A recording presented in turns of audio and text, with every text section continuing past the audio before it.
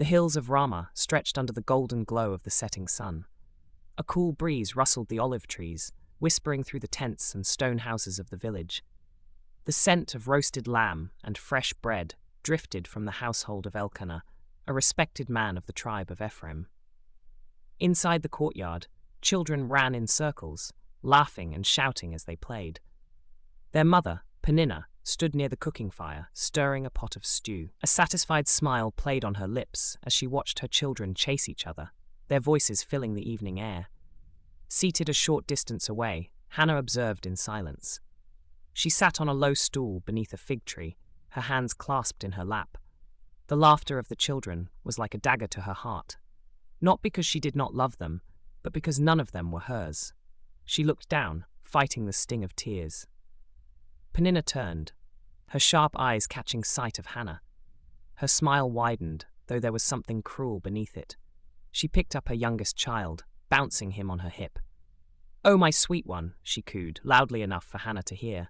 "You are such a blessing from the Lord." Then she glanced at Hannah, feigning concern. "Hannah, sister, why do you sit alone? Come, help me prepare the meal." Hannah hesitated, then rose to her feet. She stepped toward the fire, but before she could reach it, Peninnah smirked and said, "Oh, I forgot, you have no children to cook for." The words struck like a slap. Hannah stopped in her tracks. Peninnah continued, her voice dripping with false sympathy. "It must be so lonely in the women's tent. No little feet running to you, no tiny arms wrapping around your neck. Truly, I do not know how you endure it." Hannah inhaled sharply, willing herself to remain calm. Do not cry. Do not give her the satisfaction. She turned away, retreating into the house. Elkanah sat at a wooden table, rubbing his temples. He had heard everything. His heart ached for Hannah. When he had taken 2 wives, he had done so out of duty. Peninnah had given him children, but Hannah was the wife of his heart. He loved her, and yet, year after year, her womb remained closed. She tried to hide her pain, but he saw it. He saw it in the way her hands trembled when she held his nephews and nieces. He saw it in the way she smiled at his children, only for her face to fall when she thought no one was looking. And he saw it in the way Peninnah tormented her, constantly reminding her of what she lacked. He stood as Hannah entered. She lowered her gaze, not wanting him to see the tears threatening to spill. Elkanah reached out, tilting her chin up gently. "Did she trouble you again?" Hannah forced a smile. "I am fine, my lord." Elkanah sighed. "Hannah, you do not have to pretend." She swallowed hard, then whispered, "I am only weary." Elkanah nodded, understanding. "Come, the meal is ready." The household gathered for dinner. Elkanah sat at the head of the table, Peninnah at his right, and Hannah at his left. The children crowded around their mother, laughing and squabbling over their portions. Peninnah served them, making a great show of her many sons and daughters. Then she turned to Hannah, eyes gleaming with mischief. "Hannah, are you fasting tonight?" she asked sweetly. "You barely touched your food yesterday as well. Perhaps you should eat more. It will give you strength." Hannah kept her eyes down, forcing herself to chew slowly. Peninnah continued, "After all, how will you bear children if you waste away?" Elkanah's fist clenched around his cup. "Peninnah," he said sharply, "enough." Peninnah shrugged, sipping her wine. "I only speak the truth." Hannah pushed her plate away. She could take no more. The chair scraped against the floor as she stood. Without a word, she walked away from the table, disappearing into the night. Elkanah rose to follow her. Peninnah simply smiled. Hannah stood alone in the courtyard, staring up at the heavens. The stars burned brightly, untouched by the sorrow of the earth. "O Lord," she whispered, "why have you forgotten me?" Tears spilled down her cheeks. "Have I sinned against you? Have I not been faithful? Why do you withhold this blessing from me?" A lump rose in her throat. She placed a trembling hand over her stomach. Empty. Always empty. She had prayed for years, begged, wept, but heaven remained silent. A soft footstep behind her made her turn. Elkanah approached, his expression full of concern. "Hannah," he said gently, "why do you weep? Why won't you eat? Why is your heart so troubled?" Hannah wiped at her face, but the tears kept coming. Elkanah stepped closer, taking her hands. "Am I not better to you than 10 sons?" Hannah tried to smile, but it did not reach her eyes. "You are good to me, my lord," she said softly, "but there is an ache in my soul that even your love cannot fill." Elkanah exhaled. pulling her into an embrace. He could not understand this pain. He had children. But Hannah had only prayers unanswered. That night, as she lay on her bed, staring at the ceiling, she made a decision. Tomorrow, she would go to the tabernacle alone, and she would pour out her heart before the Lord. For if God would not hear her in her silence, perhaps he would hear her in her desperation. The time of the annual pilgrimage to Shiloh had arrived. For generations, Elkanah's family had traveled to the tabernacle each year to offer sacrifices to the Lord. It was meant to be a time of worship, thanksgiving, and celebration. But for Hannah, it was another reminder of what she lacked. The journey was long, the path winding through rocky hills and lush valleys. Elkanah led the way, his servants driving the animals for sacrifice. Behind him walked Peninnah, surrounded by her many children, who clung to her hands and robes, chattering excitedly. "Mama, will we see the priests?" one of the boys asked. "Yes, my love," Peninnah said, "and we will offer our sacrifices for the blessings the Lord has given us." She turned and gave Hannah a sideways glance. "The Lord has been good to us, has he not?" Hannah, walking silently behind them, clenched her jaw. Peninnah never wasted an opportunity to remind her. Hannah walked alone, her heart heavy, her thoughts swirling like a storm. The tabernacle of the Lord stood at the heart of Shiloh, its great linen curtains swaying in the wind, the scent of burning sacrifices filling the air. Pilgrims from all over Israel had come to worship. The sounds of prayers and the bleating of animals blended together as priests moved about, preparing the offerings. Elkanah led his family through the crowd, his voice filled with reverence. "Come, let us worship." The sacrifices were prepared. As the priest received their offering, Elkanah lifted his hands in prayer. "O Lord, you have provided for us. You have given us abundance, and we offer back to you what is yours." After the sacrifice, the family sat together to partake in the sacred meal. It was a time of rejoicing, a reminder of God's goodness, or at least, it was supposed to be. Elkanah carefully divided the portions of the sacrificial meal, ensuring that each family member received their share. "Peninnah, here is your portion." He handed her the meat, then turned to her children, giving each one their share. "And for my sons and daughters as well." Peninnah accepted her portion with a satisfied smile, glancing at Hannah out of the corner of her eye. Then Elkanah turned to Hannah. His expression softened as he placed before her a double portion. "And for you, my beloved." Peninnah's smile faltered. Hannah looked down at the extra food, her heart swelling with emotion. She knew what Elkanah was doing. He wanted to comfort her, to remind her that she was cherished even without children. But Peninnah saw it differently. She let out a small chuckle, just loud enough to be heard. Hannah stiffened. "Such a generous husband," Peninnah said, cutting into her meat with slow precision. "A double portion. How fortunate you are, Hannah." Her voice dripped with sarcasm. She took a bite and chewed thoughtfully. Then, with a sigh, she added, "But tell me, sister, how do you enjoy your feast when you have no sons to share it with?" Hannah's stomach twisted. Peninnah leaned closer, lowering her voice so only Hannah could hear. "We both know why you receive extra food. It is pity, nothing more." Hannah's fingers clenched around the edge of the table. She willed herself to ignore the sting of the words. But Peninnah wasn't finished. "Tell me, what prayers will you bring before the Lord this year? Will you ask for a child again?" Her voice was sickeningly sweet. "And if he does not answer, will you still have faith?" The words struck deep. Hannah pushed back from the table. She had no appetite. Without a word, she rose and walked away. Elkanah watched her go, his jaw tightening. "Peninnah," she looked up innocently. "Yes, my lord?" His voice was low and firm. Enough, but she only smiled. She had already wounded Hannah, and that was enough for her. Hannah stood outside the tabernacle courtyard, staring at the sacred tent before her. Her heart felt like a barren field, dry, lifeless, and forgotten. She wrapped her arms around herself as the wind blew through the camp. "O Lord," she whispered, "how much longer? How many more years must I endure this sorrow?" Tears streamed down her face, but she did not wipe them away. She had wept for so many years. What difference would one more night make? Behind her, footsteps approached. She turned to see Elkanah.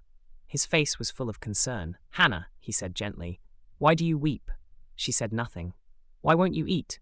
Why is your heart so troubled?" Hannah swallowed hard. She tried to answer, but her voice refused to come. Elkanah sighed, stepping closer. He lifted her chin with a gentle hand. Am I not better to you than 10 sons? Hannah forced a small smile. She knew he was trying to comfort her. She knew he loved her.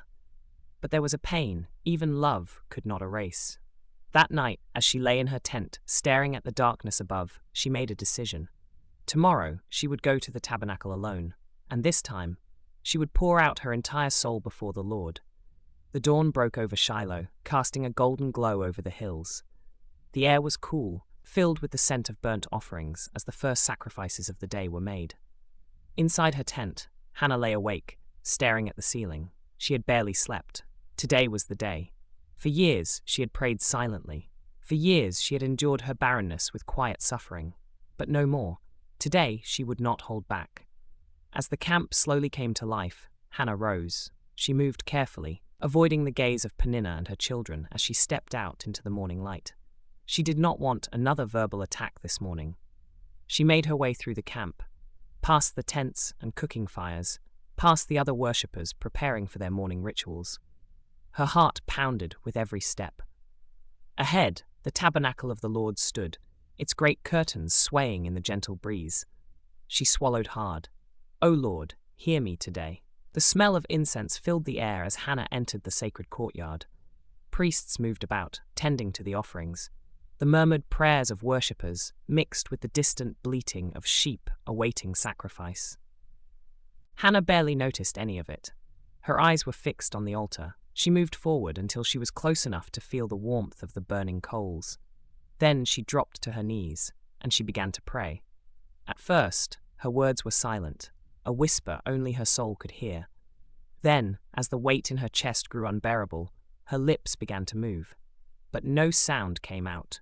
Her shoulders shook as she poured out her heart before the Lord. "O Lord of hosts," she whispered, her lips trembling, "if you will indeed look upon the affliction of your servant, if you will remember me and not forget me, but give me a son." Tears streamed down her face. "Then I will give him back to you. All the days of his life, he shall be yours." Her body shook with the force of her emotions.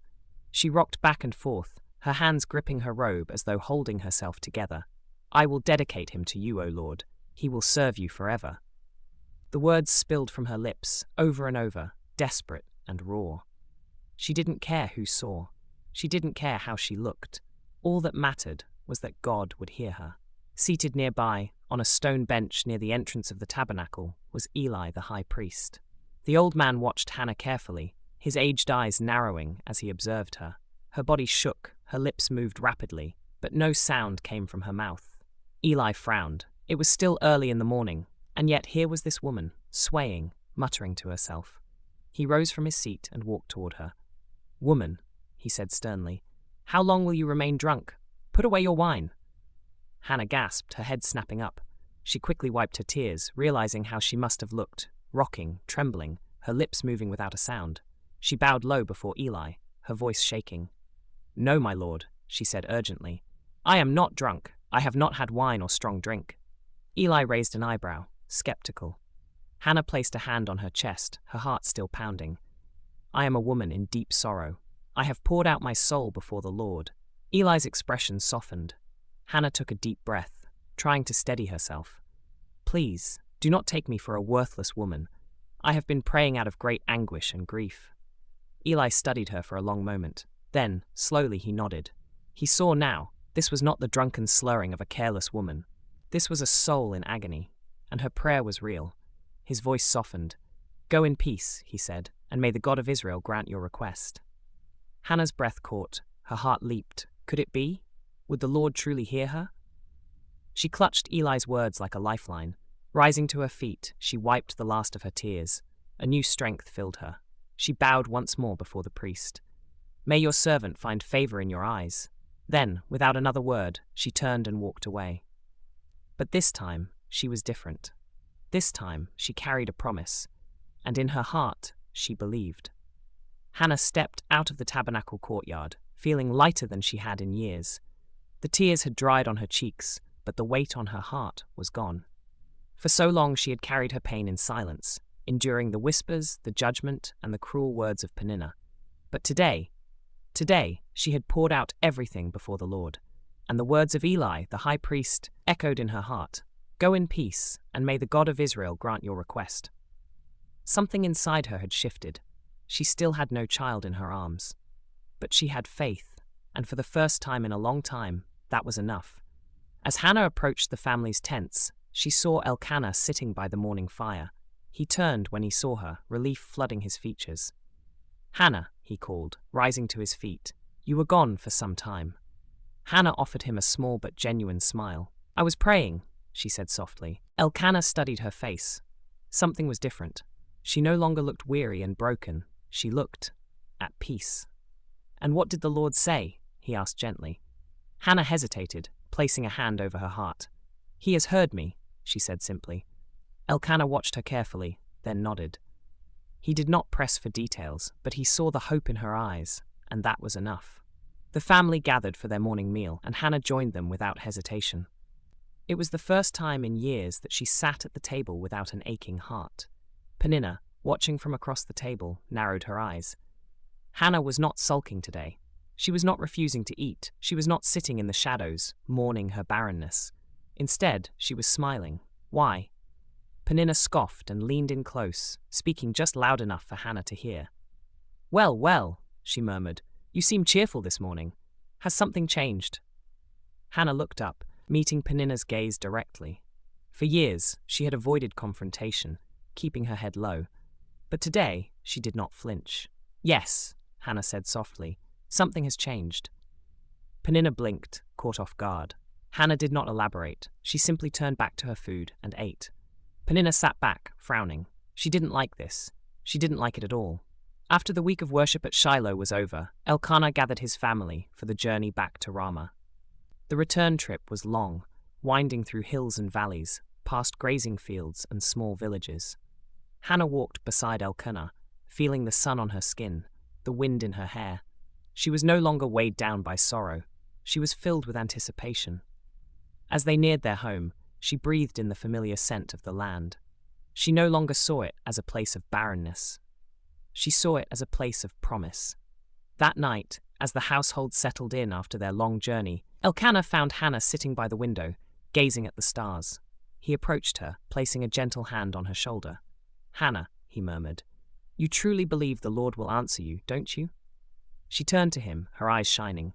Yes, she whispered, I do. Elkanah smiled, brushing a strand of hair from her face. He had always loved her. Child or no child, she was his heart. That night, as he held her close, neither of them knew that God had already begun to move.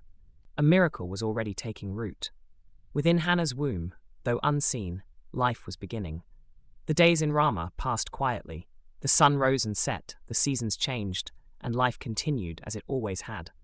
But for Hannah, everything was different. A new hope had taken root in her heart. She clung to the words of Eli, the high priest, his blessing, his assurance that the Lord had heard her. She waited, and then one morning, she awoke with a strange feeling in her body. Her head felt light, her stomach uneasy. At first, she thought it was exhaustion from the journey or the changing weather, but then she missed her cycle. Her heart pounded. Could it be? Could the Lord have answered her so quickly? She placed a trembling hand on her stomach. A whisper of a prayer escaped her lips. "O Lord, is it true?" As the weeks passed, Hannah could no longer deny it. The tiredness, the nausea, the subtle changes in her body, she was with child. The realization brought tears to her eyes. After years of waiting, years of sorrow, years of crying out to God, he had answered. She carried the promise within her. One evening, as she prepared supper, she turned to Elkanah. Her hands trembled as she reached for his. "My love," she said softly, "I have something to tell you." Elkanah, sensing the emotion in her voice, set down his cup and took her hands in his. "What is it, Hannah?" She swallowed hard, barely able to contain her joy. "The Lord has answered my prayer." Elkanah's brow furrowed for a moment. Then understanding dawned in his eyes. His grip on her hands tightened. "Are you saying?" She nodded, tears slipping down her cheeks. "I am with child."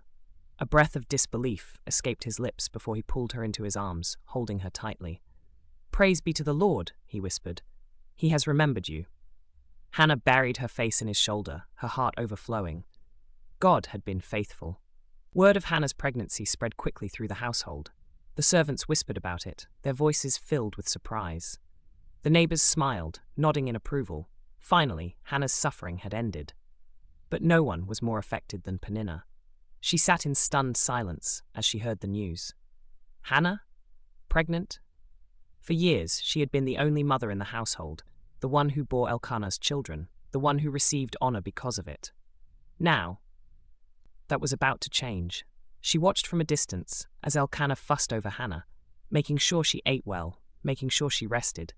For the first time, she saw Hannah radiant with joy, her sorrow replaced with laughter.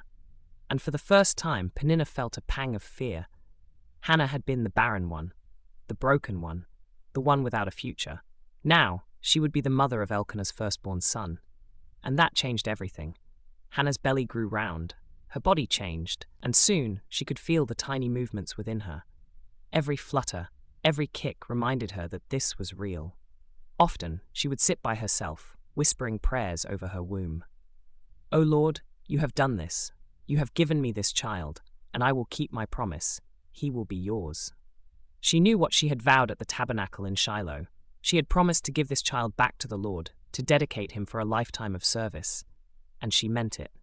But sometimes, a part of her ached at the thought. Would she really have to give him away? Would she really have to part with the son she had longed for all these years? She ran a hand over her growing belly, sighing.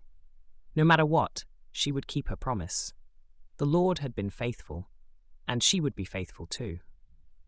The night was dark, the stars twinkling high above Ramah, when Hannah's labor pains began.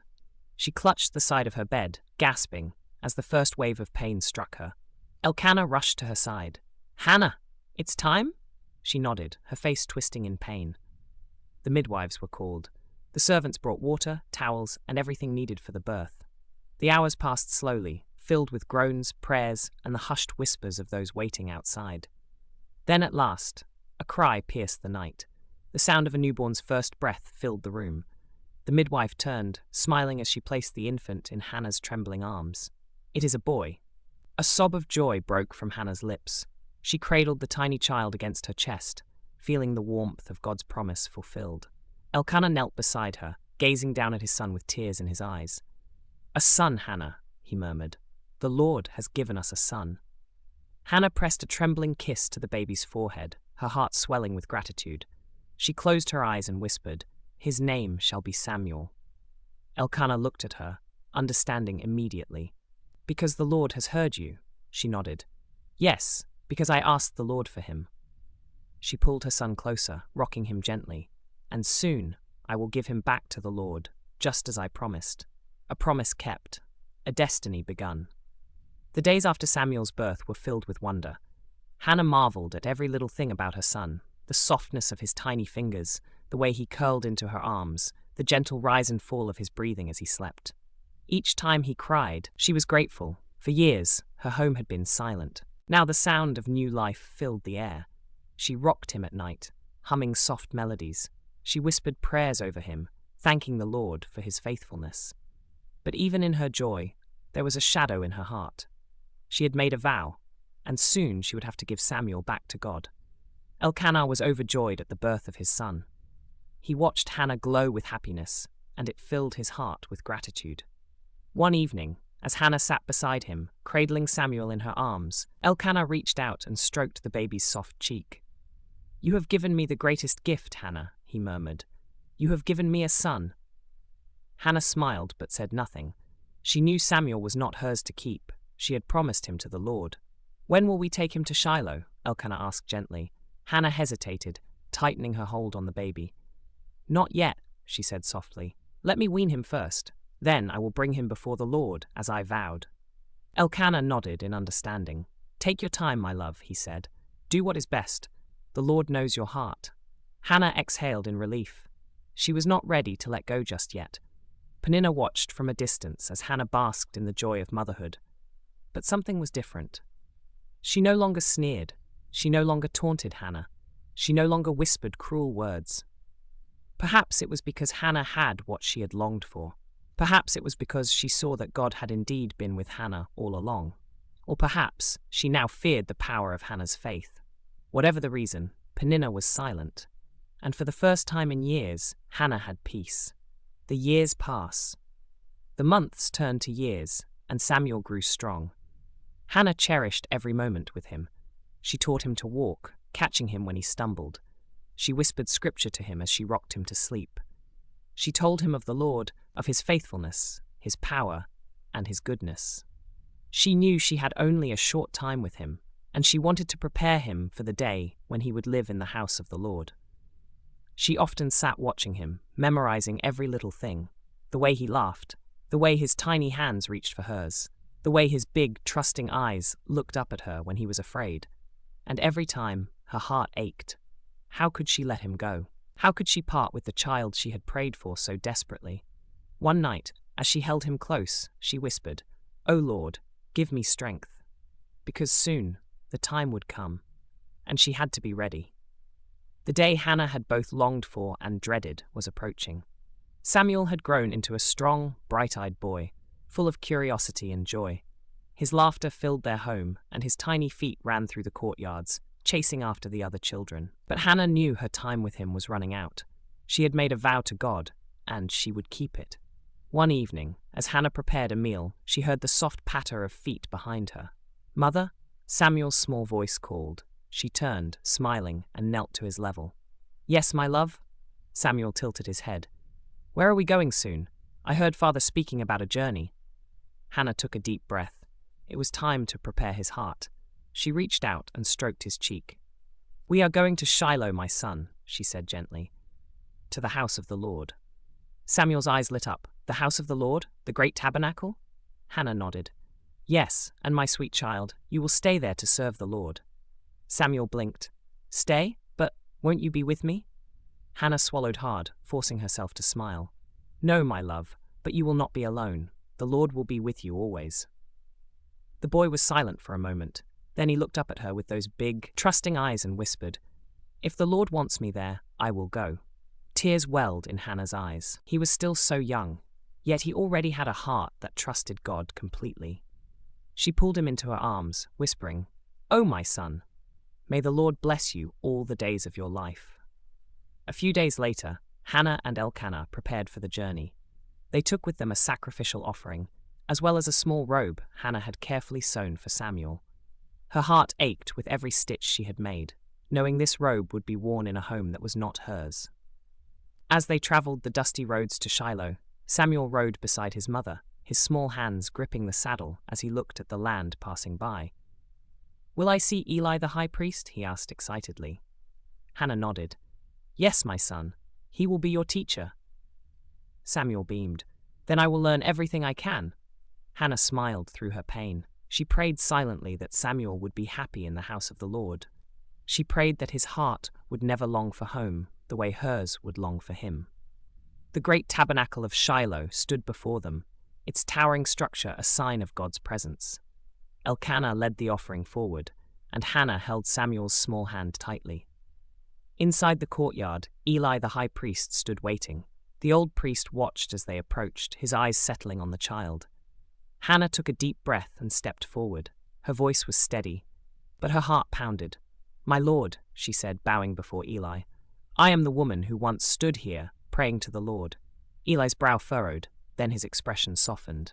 "Yes," he murmured, "I remember you." Hannah glanced down at Samuel, her fingers tightening around his hand. "I prayed for this child," she continued, "and the Lord has given me what I asked of him." A deep breath, and then the hardest words she had ever spoken. "Now I give him to the Lord. For his whole life, he will be given over to the Lord's service." She slowly released Samuel's hand. The boy looked up at her, then at Eli. A moment of silence passed between them. Then Samuel stepped forward. He turned to his mother one last time. "Will I see you again, mother?" he asked. Hannah fought back tears, kneeling to his level. "Yes, my son. Every year I will come to see you." She touched his face, memorizing every detail. "But even when I am far away, my love will always be with you." Samuel nodded solemnly. Then, without hesitation, he turned and took Eli's hand. He was ready. As Hannah and Elkanah walked away, leaving Samuel behind, the tears finally fell. She pressed a hand to her chest, as if trying to hold together the pieces of her breaking heart. Elkanah placed a comforting arm around her shoulders. "You have done a great thing, Hannah," he said softly. "You have kept your vow." Hannah nodded, though the pain remained. She had given Samuel to God. But as she wiped her tears, she felt something new. A peace beyond understanding. For she knew her son was not lost to her. He belonged to the Lord. The walk back to Ramah was long and quiet. For the first time in years, Hannah's arms were empty. Samuel was no longer at her side, his tiny hand wrapped in hers. No longer would she hear his laughter echo through their home, nor feel the warmth of his small body snuggled against her as he drifted to sleep. And yet, her heart was not filled with sorrow. Yes, she missed him. Yes, the ache of separation was real. But this was what she had prayed for. She had made a vow before God, and she had kept it. Samuel now lived in the house of the Lord, growing in wisdom and favor, learning under the guidance of Eli, the high priest. Hannah had given her son away, but she had also gained something greater, God's peace. As soon as she returned to Ramah, Hannah did not fall into grief. Instead, she fell to her knees. With her face lifted toward heaven, she opened her lips and poured out her soul to the Lord. Her voice rang out, strong and full of joy. "My heart rejoices in the Lord. My horn is lifted high in my God. There is no one holy like the Lord. There is no one besides you." Elkanah stood at the doorway, watching her with admiration. His wife, who had once been broken and crushed under the weight of barrenness, was now full of strength. She had given up the child she longed for, yet instead of despair, she was praising God. Her prayer continued, "The Lord brings death and makes alive. He humbles and he exalts. He raises the poor from the dust and lifts the needy from the ash heap. He seats them with princes and has them inherit a throne of honor." Hannah's voice wavered slightly, but she did not stop. "The Lord will guard the feet of his faithful ones, but the wicked will be silenced in darkness." Then, as she opened her tear-filled eyes, she whispered the final words, "He will give strength to his king and exalt the horn of his anointed." It was a prophecy, one she did not fully understand, but God had placed it in her heart, and in time it would come to pass. Samuel was gone from her home, but Hannah was not completely separated from him. Every year, she and Elkanah traveled to Shiloh for the annual sacrifice. And every year, Hannah brought something special for her son. A robe, carefully woven, lovingly stitched, made with her own hands. It was a little larger each time, for Samuel was growing. As they entered the tabernacle courtyard, her eyes immediately searched for him. And then, there he was, dressed in priestly garments, standing beside Eli with quiet dignity.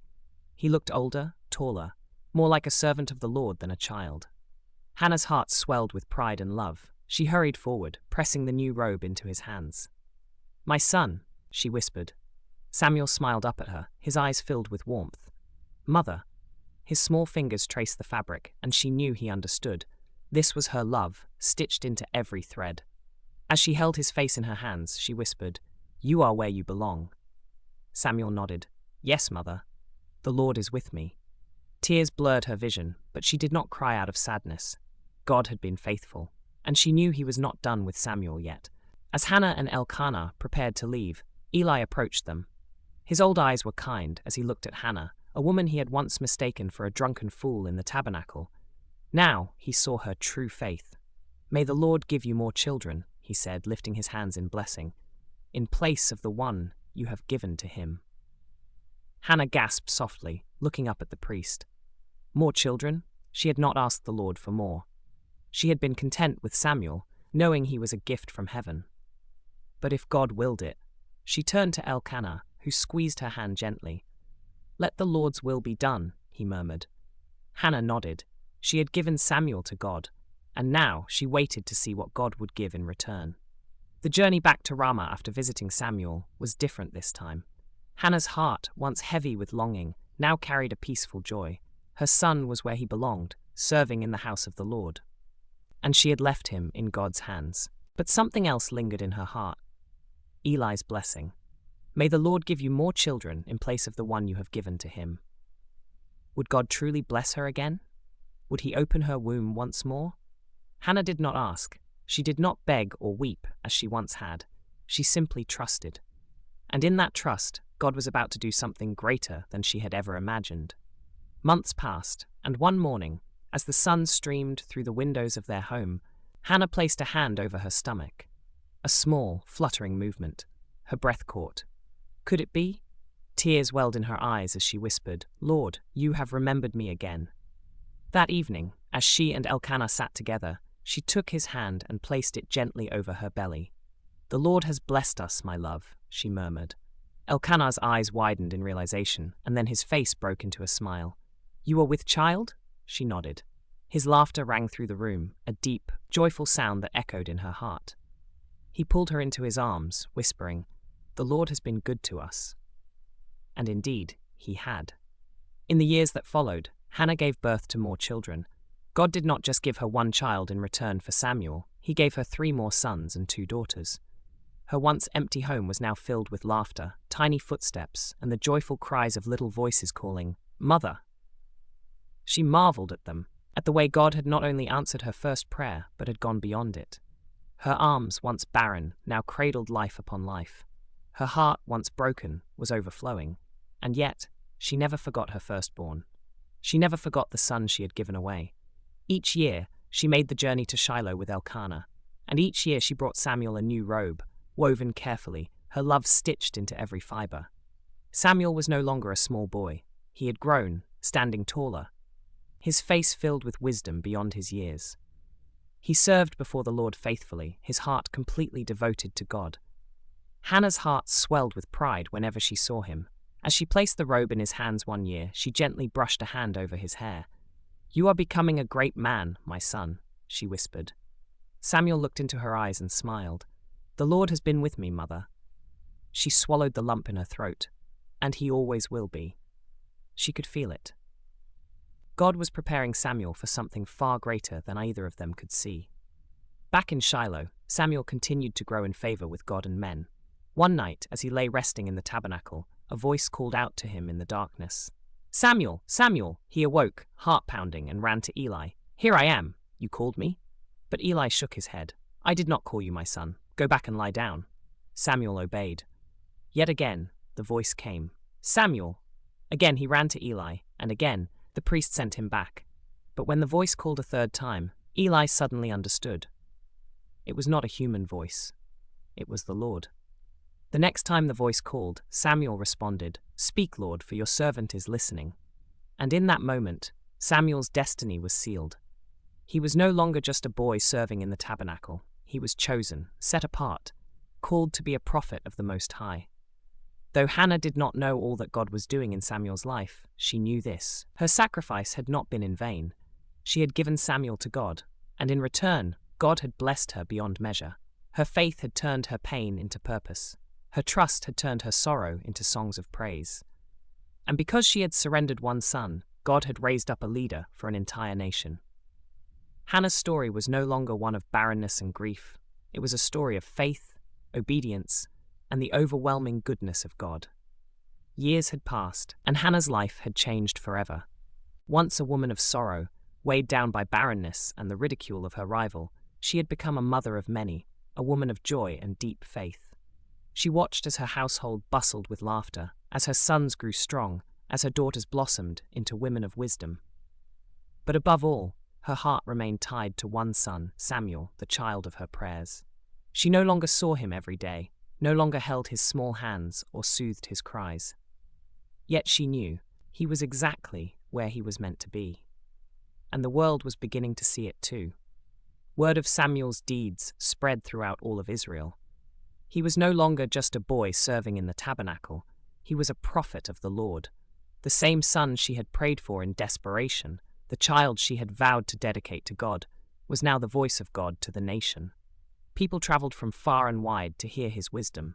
Kings would soon seek his counsel. His name was spoken with respect and awe.